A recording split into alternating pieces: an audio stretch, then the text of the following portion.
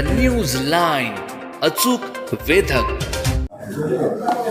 उर्दू शाळा ही समाजातील म्हणजे कुठल्याही समाजातील ज्याला उर्दू शिकायचं आहे तो त्या शाळेत ॲडमिशन घेईल.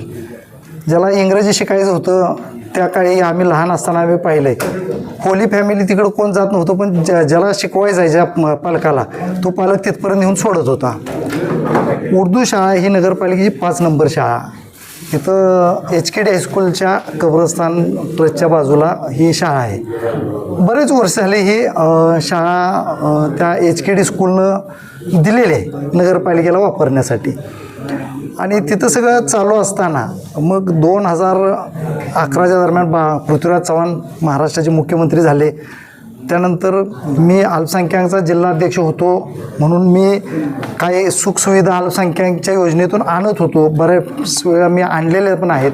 तर त्या ह्याच्यात माझ्या डोक्यात कल्पना आली. मी तत्कालीन मुख्य AO शिक्षण अधिकारी यांच्याशी चर्चा केली. आमची चर्चा झाल्यानंतर त्यांनी मला ही शाळा एक चांगल्या ठिकाणी व्हावी म्हणून 7 नंबर शाळा सुपर मार्केटच्या समोरची शाळा आहे त्याच्या आतमध्ये एक जागा शिल्लक आहे, पटांगण शिल्लक आहे, त्या ठिकाणी ही शाळा आपण बांधूया असं त्यांनी मला सांगितलं. मग त्या संदर्भात आम्ही त्या उर्दू शाळेत थोडीशी आम्ही चर्चा करायला गेलो, मिटिंग घेतली.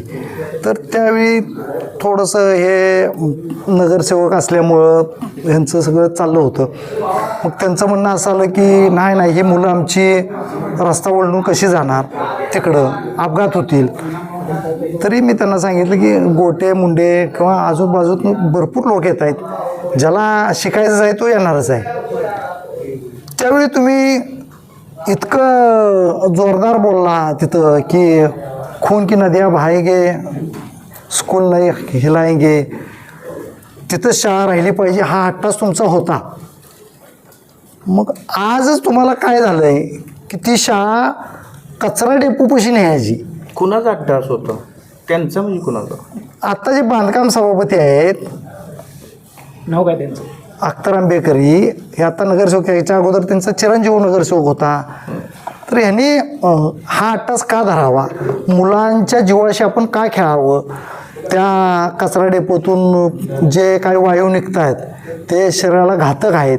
म्हणजे मेडिसिनचं तिथं हे आहे, डेपो आहे, सगळं कचरा डेपो अधूनमधून जातात. मग त्याच्यातून जे काही वायू निघतो त्या वायूमुळं ह्या मुलांच्या आरोग्याला धोका निर्माण होणार आहे.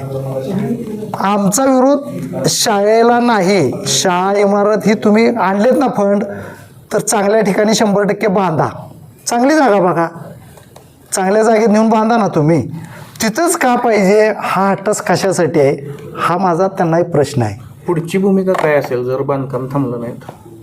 नाही, आम्ही आंदोलन करणार ना. मुळात त्यांना बांधकाम करण्यासाठी हा रस्ता बदलावा लागेल आणि तो रस्ता परत कचरा डेपोतून जातोय.